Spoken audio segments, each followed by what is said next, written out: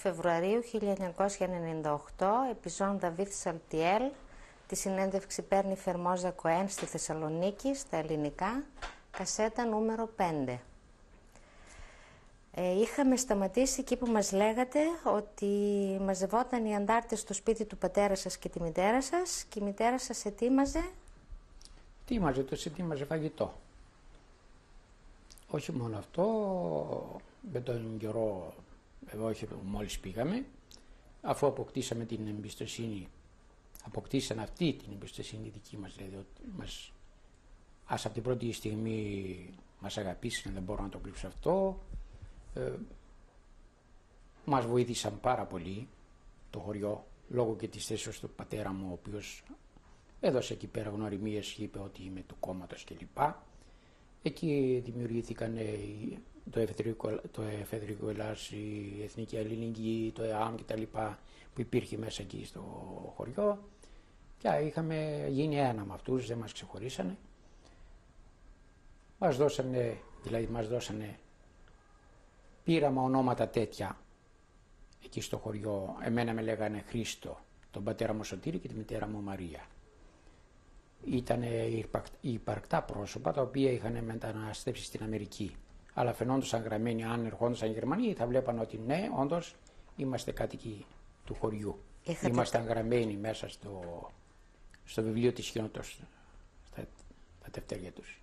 Είχατε ταυτότητες στα χέρια σας? Ταυτότητες μετά από καιρό μας βγάλανε για να μπορούμε να κυκλοφορούμε στην Ελασσόνα, γιατί παράλληλα με αυτό ξέχασα να πω ότι η μητέρα μου, εκτός ότι ήταν σαν νοσοκόμα ας πούμε, στο χωριό, ετοίμαζε τα φαγητά και τα λοιπά για τους αντάρτες, τους περαστικούς, όχι για τους ντόπιους, γιατί περνούσαν όλη την ώρα, περνούσαν αντάρτες από εκεί, ήταν δρόμος από εκεί, ξεκινούσαν από εδώ πέρα, από τα μέρη αυτά που ήταν η γυναίκα μου, τα Καλύβια Χαράδρας, από τη Βροντούς, κάτι χωριά από εδώ πέρα, από το Βέρμιο, περνούσαν από εκεί από το χωριό και περνούσαν από το δικό μας το χωριό, περνούσαν το Σαραντάπορο για να πάνε στη Δεσκάτη, να πάνε και κάτω στο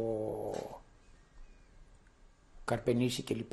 Δηλαδή ήταν δρόμος από εκεί πέρα, περνούσαν όσες ομάδες, είχαμε τακτικές επισκέψεις ανταρτών. Και η μητέρα μου έκανε αυτό το πράγμα, τους έτοιμαζε φαγητά. Ερχόταν ο φρουραρχός και λέγε ότι Φλόρα, σήμερα θα περάσουν αντάρτες, κανόνες ετοίμασε να πούμε, φέρνουν αυτή τα ψωμιά τα ήδη μαζέψει, τα είχαν μαζέψει, ό,τι είχαν να μαγειρέψουν, φέρνουν τραχανάδες, φέρνουν ρύζια, ξέρω τι, εκεί στο σπίτι, τα μαγείρευε η μητέρα μου, τους σερβίκι μόνος και την άλλη μέρα φεύγανε. Παράλληλα με αυτό εδώ, η μητέρα μου έκανε και και εγώ μαζί φυσικά, και ο πατέρας μου. Εκτός ότι ο πατέρας μου και εγώ δουλεύαμε σαν τσαγκάρετες εκεί στο χωριό για να ζήσουμε, γιατί πώς θα ζούσαμε, αλλά κάναμε και τα άρβιλα των ανταρτών και τα φυσικλίκια τους για τις σφαίρες, για το τοπικό αντάρτικο, ας το πούμε. Παράλληλα με αυτό κάναμε και την μεταφορά εγγράφων, ας πούμε, ήμασταν σύνδεσμοι. Η μητέρα μου τα έπαιρνε αυτά τα έγγραφα, τα έκρυβε πίσω σε απόκρυφα μέρη του σώματός της, της τα δίνουν από εκεί από το χωριό, της λέγανε ας πούμε ότι ξέρω εγώ, θα περάσουν αντάρτες ή εκείνο ή τα άλλα. Υπήρχε σύνδεσμος στην Ελασσόνα μέσα, κατάλαβες, τα πήγαινε και τα έδινε εκεί πέρα. Εν τω μεταξύ η μητέρα μου ας πούμε δεν ήταν απλώς το ότι έπαιρνε το χαρτί και το πήγαινε. Έπρεπε να περάσουμε από μια τοποθεσία λεγόταν Πλακόπετρες. Από εδώ και από εκεί του δρόμου, όλο το μήκος, από Κοζάνη μέχρι Ελασσόνα και μέχρι Λάρισα, 500 μέτρα δεξιά και αριστερά ήταν νεκρά ζώνη. Όποιος βρισκόταν μέσα στη ζώνη αυτή έπρεπε να τον σκοτώσουν οι Γερμανοί. Του είχαν πει οι Γερμανοί, όποιον βρούμε εκεί πέρα τον σκοτώσουν. Λοιπόν, εγώ και η μητέρα μου έπρεπε να περάσουμε αυτή τη νεκρά ζώνη για να πάμε αυτά τα έγγραφα. Δεν μπορούσε δεν πήγαινε άλλος. Και εμείς ας πούμε χρωστούσαμε κάτι ας πούμε στους αντάρτες. Και είχε αναλάβει αυτό το πράγμα, το ρολό. Πότε ο πατέρας μου, πότε η μητέρα μου. Ο πατέρας μου καλυπτόμενος πίσω από το ότι ήταν τσαγκάρης. Έπαιρνε και το σίδερο μαζί του που έχουν τσαγκάριδες, ένα σίδερο αν το έχεις υπόψη σου. Και τα εργαλεία τα φορούνταν στον νόμο και πηγαίναμε. Και συγκεκριμένα μια μέρα έτυχε να περνάμε από τη θέση αυτή Πλακόπετρες και είδαμε 2 γυναίκες σκοτωμένες. Είχαν περάσει οι Γερμανοί και τις είχαν σκοτώσει επί τόπου, τις είχαν πετάξει τα μυαλά στον αέρα. Τα είδαμε αυτά. Λοιπόν... Με ποια ονόματα ήταν οι ψεύτικες ταυτότητές σας? Αυτό, Μαρία Αδάμου. Μαρία Αδάμου. Ο πατέρας Εγώ σας? δεν είχα ταυτότητα, ήμουν μικρός, δεν είχα ταυτότητα. Ο πατέρας μου Σωτήρη Αδάμου. Σωτήρη το λέγανε, το φωνάζανε. Και μέσα στο χωριό ακόμα, άσχετα με την ταυτότητα, τον φωνάζαν Σωτήρη πια. Λίγοι τον φωνάζαν Χαΐμις. Κατάλαβες. Σωτήρη. Σωτήρη. Έτσι τον φωνάζαν. Θυμάστε μήπως το όνομα του αρχηγού, εκεί που ήσασταν, του Κοίταξε, Αντάρτικου? αρχηγός δεν υπήρχε. Υπήρχε ο φρούραρχος. Οι άλλοι όλοι ήταν, ας πούμε, μέλη του Αντάρτικου Εφεδρικού Ελλάς. Αλλά αυτός που ήταν ο φρούραρχος ήταν κάποιος Τάκης διδασκάλο, ο οποίος τώρα συγχωρέθηκε. Αυτός ήταν ο φρούραρχος, ας το πούμε. Και υπήρχαν και άλλοι πολλοί, οι οποίοι δυστυχώς σκοτωθήκανε με το δεύτερο Αντάρτικο. Εκεί που ήσασταν υπήρχαν άλλοι Εβραίοι, κρυβόντουσαν άλλοι Εβραίοι? Όχι, δεν κρυβόταν κανένας. Εμείς είχαμε μάθει, όντας εκεί πέρα στο χωριό, ότι υπήρχαν στα καλύβια, βέβαια τότε δεν ξέραμε ότι υπάρχουν καλύβια Χαράδρας, λέγανε ότι στα καλύβια υπάρχουν Εβραίοι. Το μάθαμε εμείς εκεί στο χωριό ότι στα καλύβια υπάρχουν Εβραίοι. Λοιπόν, έτυχε μια περίπτωση, είχαν τραπετεύσει 2 Εβραίοι από τα έργα. Όπως ήταν ο πατέρας μου στα έργα, αυτοί ακόμα δουλεύανε κάτω εκεί στην Λιανοκλάδη. Και τους μεταφέραν με το τρένο και επιδείξαν το τρένο και τραπετεύσανε. Και ήρθαν εκεί περπατώντας, ήρθαν στο χωριό, σε εμάς. Ο πατέρας μου έδωσε γνωριμία. Ποιοι είστε? Είμαι ο Τάδης και ο Τάδης. Θυμόσαστε ονόματα? Δεν θυμάμαι ονόματα. Ξέρω ότι ο ένας ήταν ράφτης. Ήταν ράφτης εδώ στη Θεσσαλονίκη. Λέει, ναι, δεν ξέρεις εμένα, ήθελε να γλιτώσει ο άνθρωπος. Δεν με ξέρεις εμένα ότι είμαι ο ράφτης που έχω εκεί το μαγαζί και ξέρω εγώ. Ο πατέρας μου, αν και δεν τον ήξερε, ή είδε που μιλούσε ισπανικά, ναι, λέει, τους γνωρίζω, λέει, και σωθήκαν αυτοί οι άνθρωποι, εφόσον μας ζητήσει εσύ, τον είπανε, εμείς θα το στείλουμε, θα τους προωθήσουμε και γίνηκαν αντάρτες. Και με την απελευθέρωση τους είδαμε εδώ πέρα. Αυτό που συμβαίνει, ξέρεις, πάντοτε η αχαριστία των ανθρώπων, δεν θέλω να το πω αυτό το πράγμα, αν και είναι μειωτικό για μας, τέλος πάντων, είναι ότι όταν ήρθαμε εδώ πέρα, εφόσον ο πατέρας μου στάθηκε και ήταν υπεύθυνος εκεί στο χωριό για τη ζωή τους, να τους σώσει, δεν τον είπαν ούτε μια καλημέρα. Τι κάνεις, ρε Χαΐμ, ζεις, πεθαίνεις, τι κάνει η οικογένειά σου? Τίποτα. Δεν είπανε, ούτε ένα ευχαριστώ. Τέλος πάντων, πάει αυτό. Θέλω να σου πω ότι τους σώσαμε. Εν τω μεταξύ, μαθαίνατε νέα τι γινόταν με τους Εβραίους της Θεσσαλονίκης? Μάθαμε μετά από 5 μήνες. Δηλαδή, εμείς πήγαμε τον Οκτώβριο εκεί, μετά από 5 μήνες, το 1943, μάθαμε ότι όλους τους Εβραίους τους σηκώσανε. Και μάλιστα από μέσα μου, ενδόμηχα που λένε, είπα ότι τι τυχεροί που σταθήκαμε που δεν μας πήρανε και εμάς οι Γερμανοί. Είμαστε εδώ ασφαλείς, ας το πούμε. Κατάλαβες.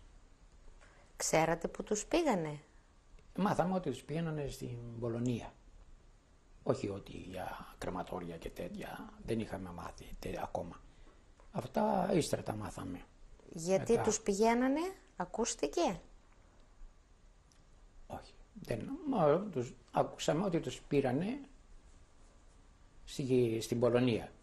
Αλλά μετά, μου φαίνεται μετά από κάνα χρόνο, μάθαμε ότι υπήρχαν τα κρεματόρια και κάναν σαπούνι και κάναν έτσι, και είπανε, αφού οι χωριάτες, εσύ έμεινες για ανταμάρι, έτσι το λένε αυτοί, για σπόρο έμεινες, άντε θα σε δώσουμε καμιά δικιά μας εδώ, να σε παντρέψουμε εδώ και τα λοιπά, ας πούμε, έτσι, χαριτολογώντας. Τον καιρό που ήσασταν κρυμμένοι στο Πίθιο, κρατούσατε καθόλου τα εβραϊκά ήθη και έθιμα? Προσπαθούσατε καθόλου? Όχι, ήθη και έθιμα δεν κρατήσαμε τίποτα. Απλώς ξέραμε, ο πατέρας μου ήξερε ότι 15 είναι ο μήνας σήμερα, το φεγγάρι είναι γεμάτο, σήμερα έχουμε Πάσχα. Σήμερα έχουμε, βέβαια ξέραμε την ημέρα του Σαββάτου. Δεν διάβαζε ο πατέρας μου, δεν ήταν και πολύ θρησκευόμενος. Πηγαίναμε, ας πούμε, αλλά δεν ήταν από τους φανατικούς, διότι ανήκε και στο κόμμα, ας πούμε, το σοσιαλιστικό, να πούμε. Δεν ήταν φανατισμένος, ας το πούμε, όπως και εγώ δεν είμαι φανατισμένος. Λοιπόν, ήξερα, αλλά είχε γράψει, ας πούμε, είχε γράψει, θυμάμαι, με γράμματα ελληνικά. Αυτό λέει, γιατί λέμε στην εβραϊκή γράφεται κιόλας, λέμε «Μιμισδράξε εμείς άρμε εγώ, μεράρσε μαμονάει». Δηλαδή από εκεί που ανατέλει ο ήλιος μέχρι που δίνει να είναι ενδοξασμένο το όνομα του Θεού. Και είχε γράψει «Από Ανατολή ηλίου ως τη Δύση ας είναι ενδοξασμένο το όνομα του Θεού». Το είχε γράψει με ελληνικά γράμματα στο σπίτι που μένανε. Και που το έβαλε? Και ερχόντας και στον τοίχο.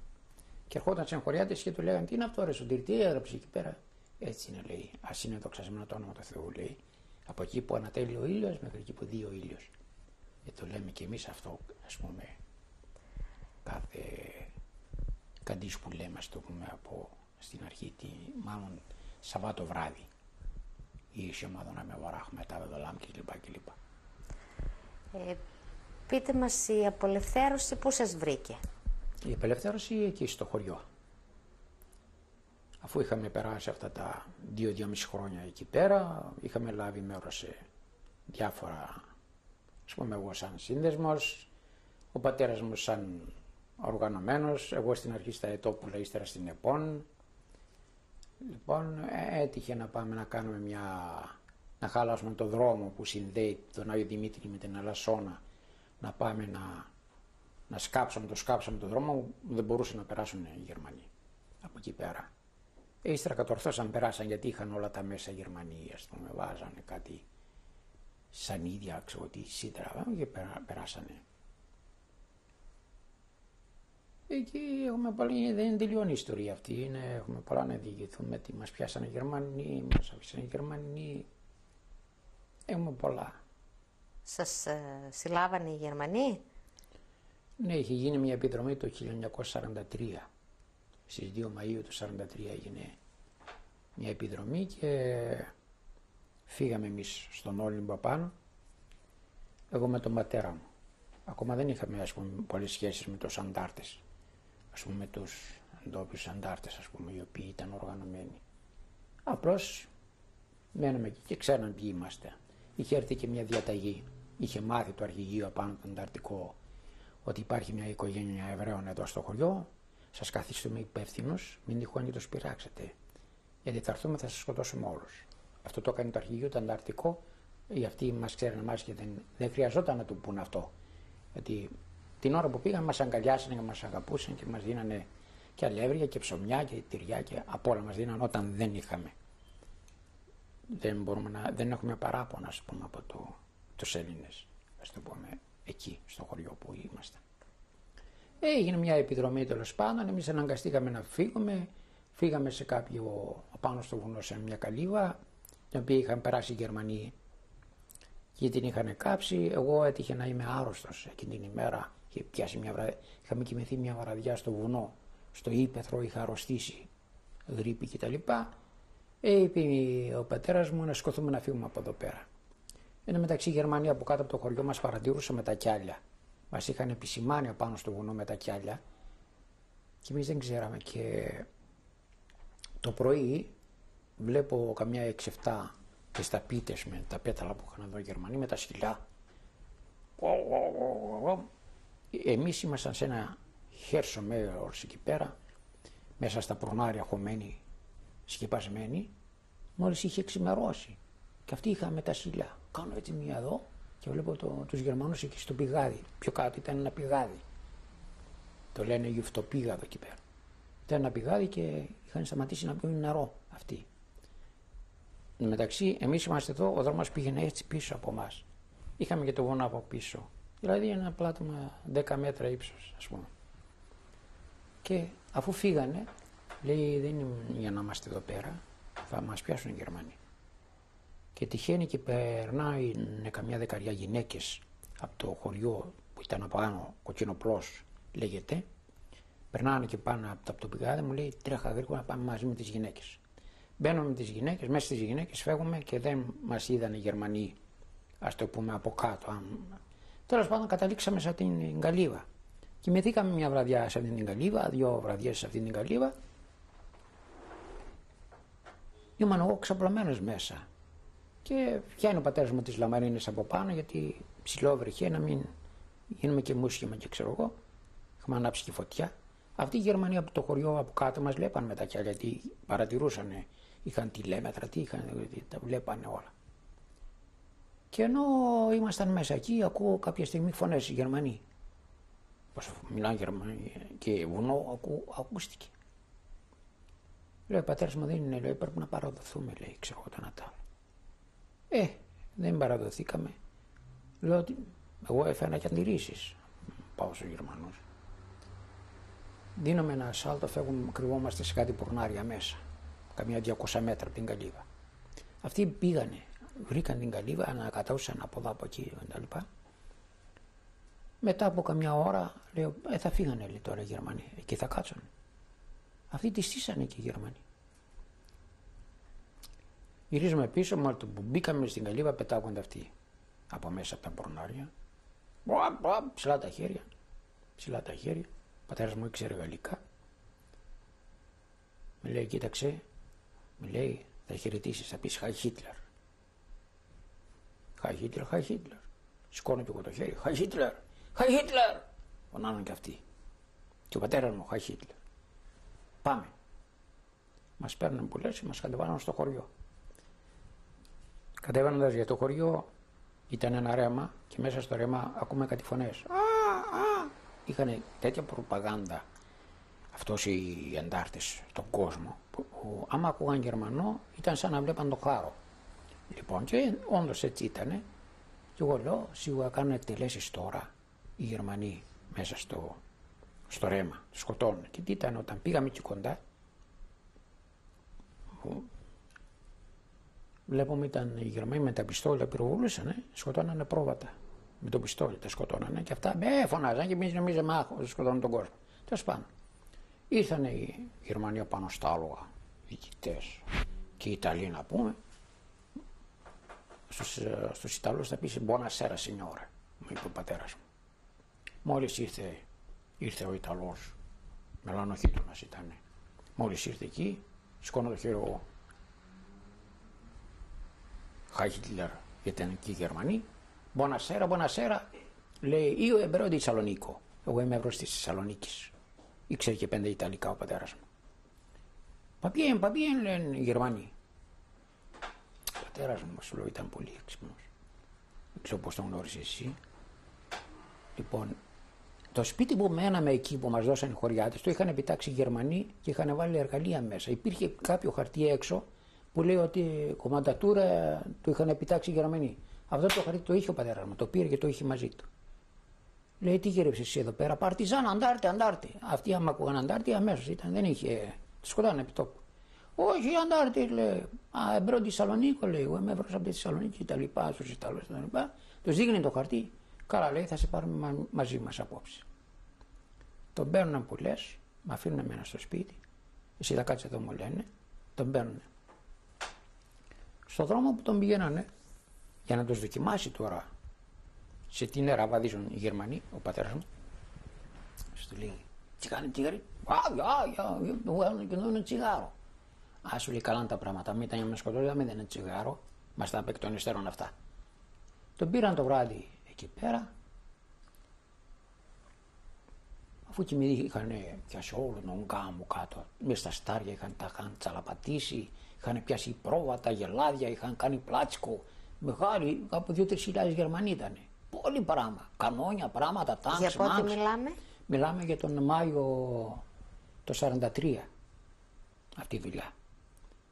Κάνανε εγκαθαριστικές επιχειρήσεις να πιάσουν όλο το Βέρμιο, όλο τον Όλυμπο, όλα τα χωριά αυτή και έγαν τα χωριά. Κάψανε καμιά 30 σπίτια κάψανε εκεί στο χωριό. Και μέσα στο δικό μας το σπίτι είχαν βάλει αυτό για να αντιναχτεί το σπίτι. Δεν αντινάχτηκε και εμείς δεν το ξέραμε και μέναμε μέσα εκεί. Αφού πήγαν οι Γερμανοί και ύστερα, κάποια μέρα είδε η μητέρα μου μέσα στην τρύπα, είδε για να πάρει φωτιά το σπίτι να αντιναχτεί. Και πήρε με το χέρι της, το πήρε και το έβγαλε έξω στην αυλή. Έρχονται οι αντάρτες, τι έκανε, λέει, να, λέει, αυτά το βρήκα και το έβγαλε έξω. Το σκοτωθείς, λέει, το πήρες αυτό το πράγμα. Ήταν δύο πραγματάκια, σαν ένα καρούλι τυλιγμένο και ένα πράγμα σαν οβίδα κίτρινο με κόκκινο. Τα θυμάμαι αυτά τα πάντα, τα βγάλε έξω. Λέει, ίσως στο σπίτι, λέει, μπορούσατε και να σκοτωθεί. Τέλος πάντων, την άλλη μέρα το πρωί πάω να δω τι γίνεται ο πατέρας μου. Το σκοτώσανε, τι γίνεται. Με βλέπω από μακριά, με φωνάζει, Δαβίκο, έλα εδώ. Πονηρός. Αυτοί είναι καλοί άνθρωποι. Δεν με σκοτώσανε, δεν θα με σκοτώσουν. Έλα, τρέξε. Πάω εκεί πέρα. Λέει, θα σε πάμε στη Λάρισα. Όποιος πήγαινε στη Λάρισα, τι λέει, ήτανε, ή θα πέθαινε στο στρατόπεδο εκεί στη Λάρισα, ή θα τον φορτάνε στο τρένο και πήγαινε κατευθείαν στη Γερμανία. Λέει, καλά, μένα θα με πάρτε στη Λάρισα, εντάξει, λέει. Την οικογένειά μου, λέει, το παιδί μου, λέει, εδώ, λέει, ξένοι είναι, λέει, τι θα φάνε, θα πεθάνουν από την πείνα. Συναχωριέται τον, λέει, ο Γερμανός. Φωνάζει έναν άλλον Γερμανό εκεί πέρα, αυτός εξωματικός που μιλούσε. Φέρει μια κούτα εδώ, μια κούτα όπως είναι τα νουνού τα κουτιά. Να ένα ψωμί, να μαρμελάδα, να μπισκότα, να εκείνο. Το γεμίζει το αυτό, με το δίνει. Πάρτα, λέει, και φύγει μου, λέει. Τα παίρνω και τα πάω στο σπίτι. Το βράδυ για να δοκιμάσει ο πατέρας μου πάλι τι καπνό φουμάρωνε. Ενώ είχε ξαπλώσει, του λέει ο Γερμανός, κοίταξε, το πολυβόλο το έχω στημένο, λέει. Άμα τυχόν και φύγεις, μην τυχόν και φύγεις, άμα φύγεις, λέει, η γυναίκα και το παιδί σου, λέει, κάπου θα τη σκοτώσουμε. Και σένα θα σε σκοτώσουμε. Άρα πού θα πάω, λέει, πού θα βρω καλύτερα από εδώ, λέει. Πού θα πάω. Δεν είχε να φάει. Έτσι το έπαιζε. Το βράδυ, ενώ κοιμόταν έξω, βλέπει έναν Γερμανό έρχεται και τον σκεπάζει. Τα πόδια με την κουβέρτα να μην κρυώσει. Τι γίνεται εδώ, ρε, σου λέει. Τέλος πάντων τον πήρανε για να τον πάνε την άλλη μέρα για τη Λάρισα. Πηγαίνοντας για τη Λάρισα υπάρχει ένα χωριό το οποίο το λένε Δολίχη. Εκεί σε ένα βουναλάκι, ας το πούμε, είχαν σταθμεύσει οι Γερμανοί. Τον πήραν, τον κατεβάσανε εκεί πέρα. Βλέπα πάνω στην κορφή οι δύο Γερμανοί να σκάβουνε. Άμα σου λέει, δεν με σκοτώσουν και δεν με θάψουν κιόλας. Εκεί το πει το μυαλό. Η Γερμανία μετά να σε σκοτώσουν θα σε σκάβαν και τον λάκκο. Θα σε βάζανε να το σκάψει το λάκκο. Τέλος πάντων θα σε πούτουσαν πουθενά. Ανεβαίνοντας με τους δύο Γερμανούς που τον φρουρούσαν, ανεβαίνει απάνω, βλέπει ένα γουρούνι, είχαν μαγειρέψει φαγητό. Τα βάζαν τον κουβά μέσα, ρίξει το φαγητό να φάει το γουρούνι. Γελάει ο πατέρας μου, τι γελάει, του λέει ένας Γερμανός. Στο λέει, αυτό με πάρεσε από το μυαλό, λέει, ότι για να με σκοτώσετε εμένα εδώ, λέει. Καλά, λέει, σκάβαμε και το λάκκο, λέει. Δεν λέει ο Γερμανός. Ήταν το φαγητό για το γουρούνι. Γνωρίστηκε με τον αξιωματικό, είχαν βάλει αντίσκηνα εκεί πέρα. Λέει, έλα εδώ, του λέει το βράδυ. Βάζει ο Γερμανός, ο αξιωματικός, μεγάλος, βάζει βάλς εβραϊκά.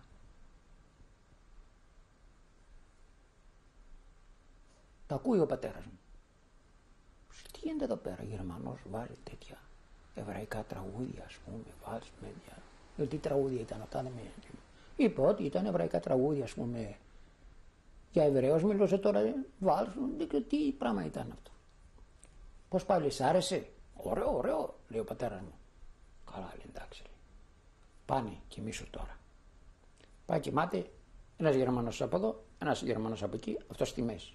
Μην τυχόν και φύγεις, λέει, αυτοί θα σε σκοτώσουν. Δεν θα πάω, λέει. Κοιμήθηκε και το βράδυ, την ημέρα του λέει Γερμανός, ο αξιωματικός. Έλα τώρα, του λέει. Στα γαλλικά μιλούσαν. Τι χάλια είναι αυτά, ξύριστος είσαι, χάλια είσαι. Πάρε πετσέτα, πάρε και ξουράφι και αυτό και πάνε να ξουριστείς. Γιατί δεν μπορώ να σε βλέπω έτσι. Απόρρεσε ο πατέρας μου. Τα παίρνει αυτά που λέει. Το βλέπανε οι Γερμανοί έναν ξένο μεταξύ τους. Τι λέει αυτός ο ξένος μέσα εδώ πέρα σε εμάς. Πήγε εκεί πέρα στο ρέμα μέσα, έτρεχε το νερό εκεί, ξουρίστηκε. Ανεβαίνει απάνω, λέει, τώρα μάλιστα, τώρα είσαι όμορφος, τώρα ναι. Σκέψε τι θα κάνεις τώρα, λέει. Θα πιάσει και θα φτιάξει όλες τις μπότες των Γερμανών.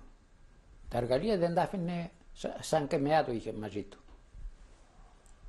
Έκατσε εκεί Έφτιαξε τα κούνια αυτά που είχαν οι Γερμανοί να φτιάξουν, διάφορα αυτά. Οι Γερμανοί άλλος τον έδινε μάρκα, άλλος τον έδινε τσιγάρα. Όχι, λέει, από εσάς θα πάρω λεφτά, λέει. Όχι, δεν θέλω, λέει, λεφτά θα μου δώσετε. Όχι, όχι, οι Γερμανοί, δεν ξέρω οι Γερμανοί να πούμε, σαν στρατιώτες. Που ήταν εσείς να ήταν αυτοί που ήταν ενταλμένοι για τα θέματα αυτά